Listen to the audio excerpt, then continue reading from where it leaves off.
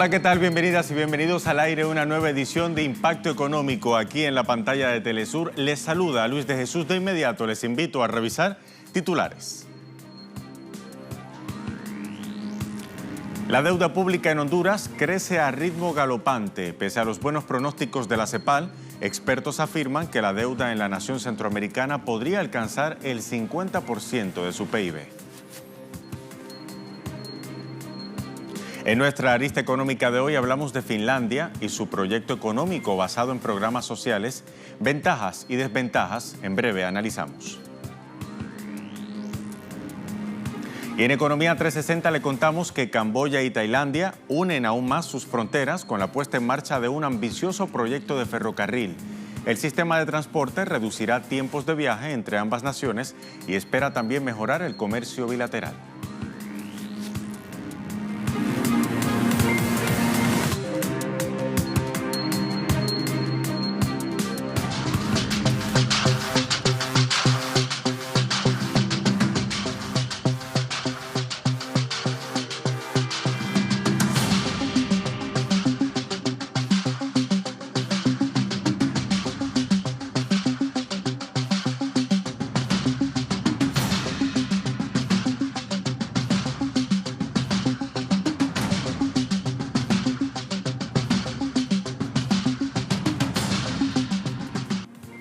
¿Qué tal? Con América Latina en perspectiva damos inicio a esta edición de Impacto Económico. Hablamos de Centroamérica, específicamente Honduras. La economía de ese país sigue aumentando su deuda pública y sus compromisos exteriores, a pesar de los buenos pronósticos de su PIB de la CEPAL, que rondan el 3,6%.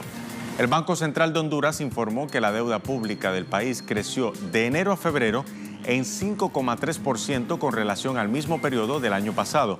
Ahora la deuda supera los 9.000 millones de dólares, lo que equivale a un 29,8% de su PIB.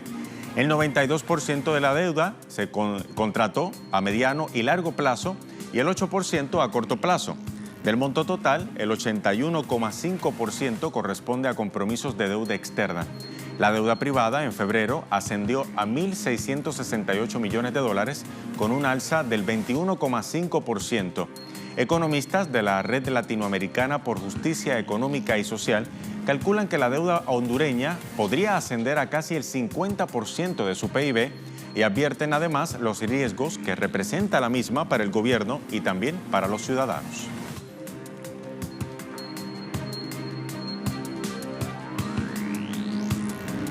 En otro tema, el presidente del Estado Plurinacional de Bolivia, Evo Morales, visitó la Argentina en una gira oficial. Allí sostuvo un encuentro con su homólogo argentino, Mauricio Macri, con el fin de avanzar en acuerdos estratégicos entre ambos países. Ampliamos la información en la siguiente historia. Luego de sostener un encuentro en Buenos Aires, los presidentes de Argentina, Mauricio Macri, y de Bolivia, Evo Morales, ofrecieron información sobre los distintos acuerdos que suscribieron en materia energética, salud, tecnología e industria aeronáutica militar.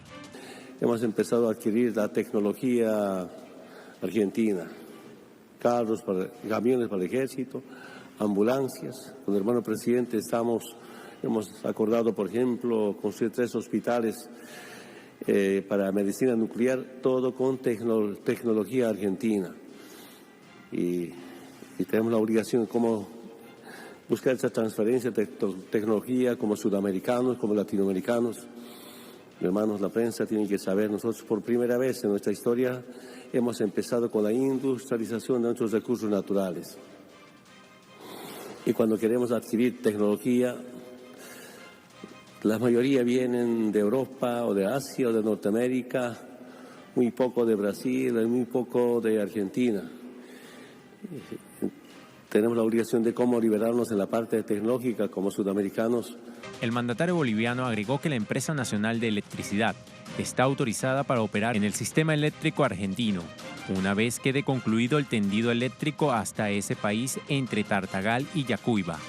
El presidente argentino destacó la importancia de la relación comercial con Bolivia y acordó con Morales desarrollar de forma conjunta la hidrovía Paraguay-Paraná, mediante la reubicación de la zona franca otorgada a Bolivia en Rosario. Esta visita, querido presidente, la tomamos en el marco de la profunda e histórica amistad que existe entre nuestros países, que se refleja también en la importancia y el volumen de la comunidad boliviana en la Argentina. Una comunidad trabajadora, emprendedora, respetuosa en la convivencia, que siempre nos ha dado una enorme alegría en este esfuerzo compartido de construir una mejor realidad para todos. Finalmente, el presidente Evo Morales agradeció al Ejecutivo y al pueblo argentino por las facilidades que otorgan a los bolivianos, que aportan a la economía de ese país en diferentes campos. Vamos ahora al Caribe antillano. El gobierno cubano puso en marcha nuevas estrategias en aras de estimular el comercio exterior de bienes. La directora de Comercio Exterior, Vivian Herrera, dijo que el gobierno de La Habana implementará nuevas estrategias para establecer las necesidades de exportación con la finalidad de obtener alternativas y propuestas que promuevan dichas ventas. Un ejemplo es la exportación de medicamentos, que hoy es la más importante. Cuba también busca diversificar la venta de bienes de carbón vegetal, ya que tiene un desempeño relevante en el mercado. También profundizará estudios de mercado, cumplimiento de normas de calidad y permitir además que empresas exportadoras vendan a entidades extranjeras radicadas en la Zona Especial de Desarrollo del Mariel. Volvemos a Centroamérica. En Panamá hay dudas por el traspaso de tierras estatales a empresa privada del país. Vamos a ampliar la información desde la agencia de prensa latina. Suspicacias habría despertado el anuncio de que el Banco de Desarrollo Agropecuario entregó a una empresa privada de 71 hectáreas de tierras estatales destinadas a la investigación pecuaria en el occidente panameño. La operación levanta serias sospechas al darse a pocas semanas de que termine el actual gobierno. Así lo denunció el candidato presidencial Laurentino Cortizo. Indicó que el Instituto de Investigación Agropecuaria recibió la comunicación del Banco de Desarrollo que debía entregar a la empresa privada Agrosilos el 61% del área de su centro de investigación pecuaria. Recalcó además que el propio IDIAP denunció que no se cumplió con ninguno de los requisitos exigidos en una operación de ese tipo.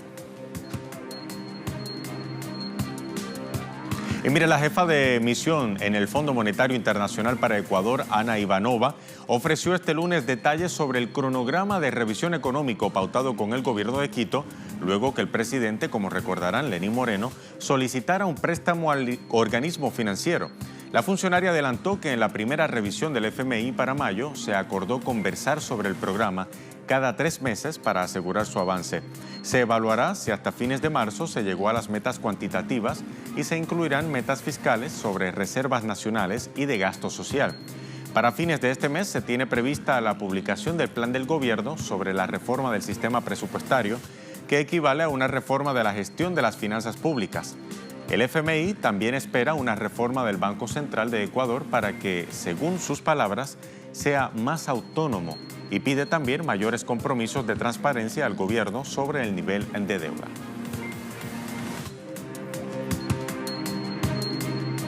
Seguimos en Ecuador porque el primer mandatario Lenín Moreno realizó una serie de anuncios en materia de educación.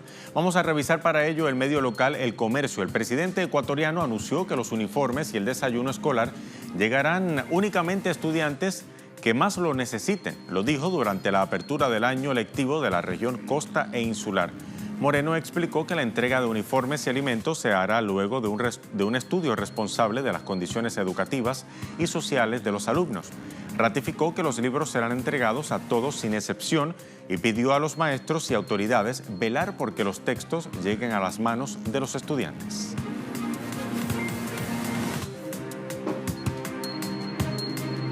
Bien, momento de hacer una primera pausa aquí en Impacto Económico. Al regreso revisamos nuestra arista económica. Hablamos de Finlandia, le mostramos una radiografía económica del país europeo. Esto y más, a la vuelta, ya venimos.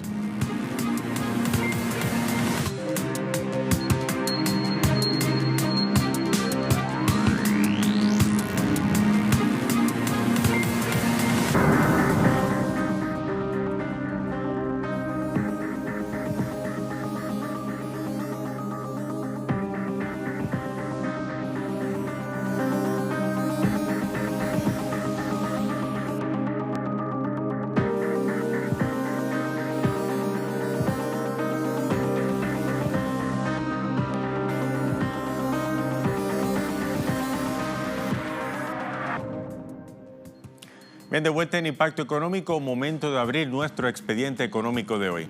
A principios de 2017, Christine Lagarde, la directora del FMI, pedía nuevas reformas para atajar el desempleo y exigía una búsqueda activa de empleo para recibir el subsidio para, según ella, lograr el crecimiento de Europa. Ese mismo año, Finlandia propuso también un plan piloto para la creación de una renta básica universal como sustituto parcial o completo a los actuales sistemas de elección de destinatarios de ayudas sociales. Veamos más en la siguiente historia.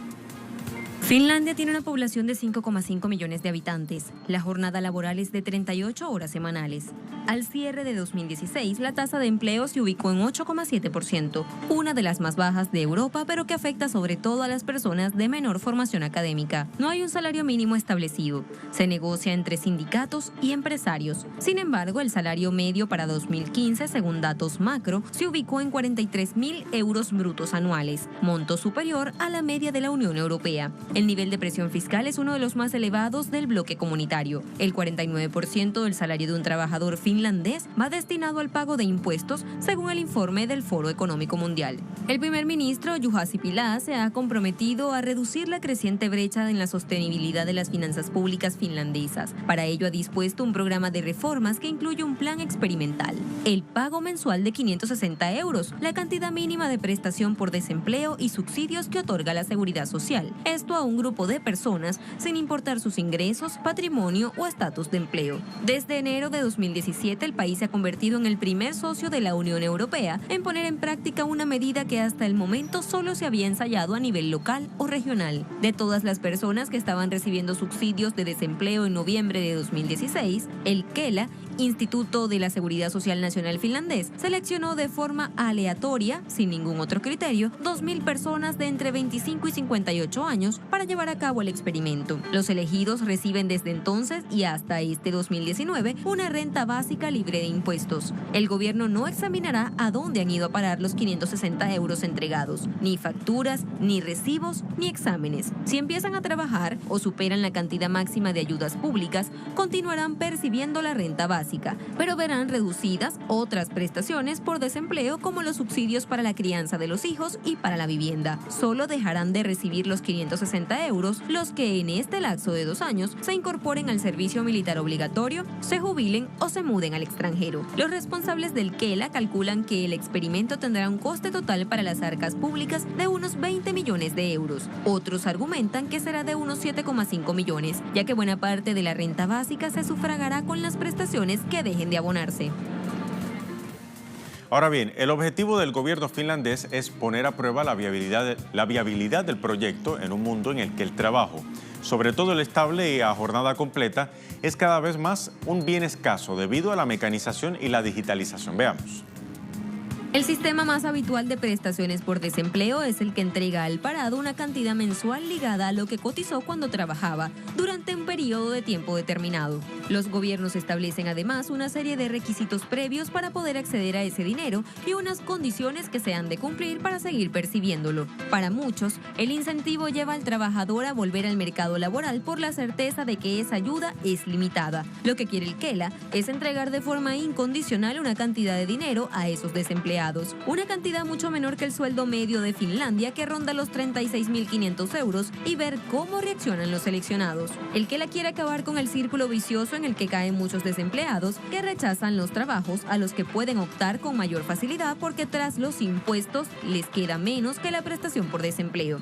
Para el primer ministro finlandés, Juha Sipilä, este plan busca además simplificar la maquinaria burocrática que se ha creado para gestionar la maraña de ayudas y subvenciones públicas del Estado del bienestar nórdico. Algunos analistas dicen que adicionalmente este experimento pretende dar paso al debate sobre el modelo de financiación del estado del bienestar, que persigue conocer si los ciudadanos estarían dispuestos a renunciar a ciertas prestaciones sociales a cambio de tener garantizado un ingreso mensual o si están dispuestos a pagar más impuestos. Los promotores del proyecto consideran que con el monto asignado es muy difícil que una persona pueda pagar vivienda, alimentación y vestido en la zona metropolitana de Helsinki, por ejemplo. Dicen que una prestación de esa cantidad animaría a quienes están en paro a aceptar al menos trabajos temporales. Por otro lado, quienes critican la medida señalan que eliminar ayudas ayudas e introducir la renta básica supondría una redistribución de la riqueza hacia arriba. Al entregar un ingreso a todos los ciudadanos, parte del dinero que antes se destinaba a personas de clase baja o con dificultades iría a parar a manos de gente de clase alta, y que si esto no se prevé, podría acabar generando más desigualdad.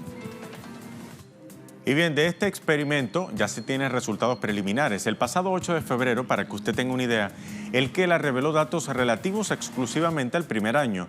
Un análisis estadístico de una encuesta a los participantes, contrastada con un grupo de control de quienes no habían recibido la renta básica universal. Los resultados, aquí los tienen.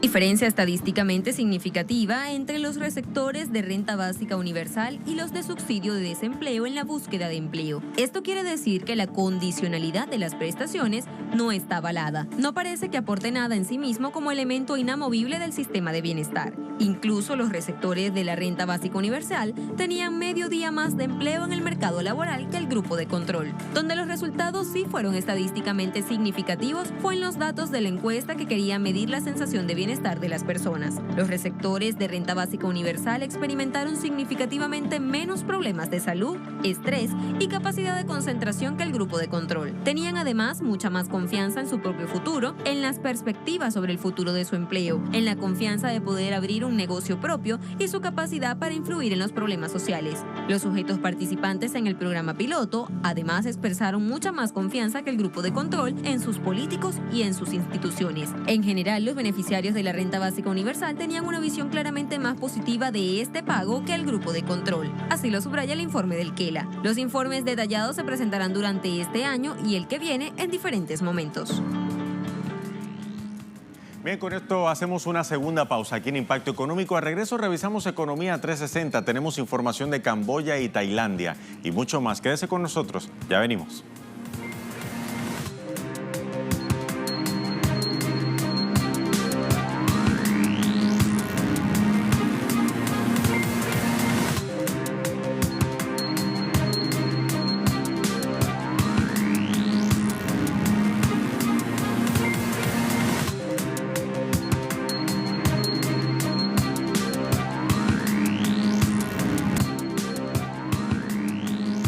Bien, momento de Economía 360. Representantes de los gobiernos de Camboya y Tailandia inauguraron el nuevo proyecto de ferrocarril que reconecta a ambos países. El sistema de transporte buscará reducir tiempos de viaje y mejorar el comercio bilateral. Veamos. Los ministros de Camboya y Tailandia fueron testigos de una ceremonia de firma en un puesto fronterizo tailandés, antes de viajar juntos a la ciudad de Camboya de Phoi Phet. El primer ministro de Camboya agradeció a su homólogo tailandés por sus esfuerzos para volver a conectar el ferrocarril entre ambas naciones. Cabe señalar que el ferrocarril también vinculará mejor a Camboya con otros vecinos del sudeste asiático e impulsará la economía y el comercio bilateral con Tailandia, que actualmente llega a los $6.000 millones. El acuerdo de cooperación conjunta en el transporte transfronterizo por caminos y la reconexión del ferrocarril entre Camboya y Tailandia, después de su corte en 1974 por la guerra en Camboya, traerá buenos resultados para el transporte ferroviario. La reconstrucción de esta obra ferroviaria contó con una inversión de $13 millones, otorgados por el Banco Asiático de Desarrollo. Gran parte de los ferrocarriles de Camboya habían sido construidos por los franceses en la época colonial, pero fueron dañados durante la época de la Guerra Fría. Camboya se mostró optimista por la puesta en marcha de la vía férrea. El ferrocarril ayudará a desarrollar la economía nacional de ambos países, Camboya y Tailandia, especialmente vincular a los países con la ASEAN y con grandes subcontratistas, región del Mekong. En otro tema, el recién electo presidente de Ucrania, Volodymyr Zelensky, deberá ahora afrontar varios retos en materia económica dejados por el actual mandatario saliente Petro Poroshenko. Cuando asuma el cargo formalmente, Zelensky enfrentará el pago de $14.200 millones de deuda pública que corresponden a este año 2019. El monto equivale a un tercio del presupuesto nacional. Estiman que Kiev liquide $33.000 millones de esa deuda en el siguiente quinquenio. Otro de los grandes retos es la base salarial de los trabajadores. Según la Asociación de Compañías sobre Empleos Internacionales, de 44 millones de ucranianos, unos 5 millones de ellos se ven obligados a trabajar fuera del país por los bajos salarios. También la petrolera nacional Ukratnafta advierte de un posible colapso de la economía ucraniana debido a la prohibición de exportaciones de petróleo de Rusia a Ucrania.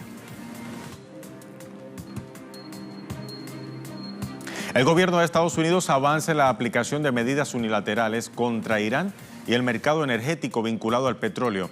Ahora le mostramos de qué se tratan estas nuevas medidas y sus reacciones.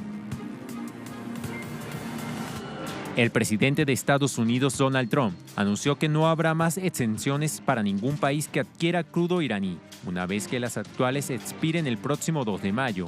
En este sentido, el gobierno de Teherán adoptará contramedidas en respuesta a la decisión de Washington de poner fin a la exención de sanciones a sus compradores de petróleo.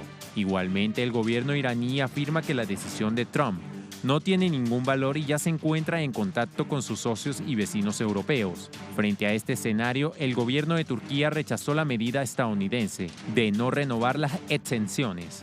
El Ministerio de Exteriores turco indica que Estados Unidos no contribuirá a la paz y a la estabilidad, sino causará daño al pueblo iraní. Desde noviembre de 2018, países como China, Japón, India, Italia, Grecia, Corea del Sur y Turquía podían comprar petróleo iraní sin peligro de ser afectados por la administración de Trump.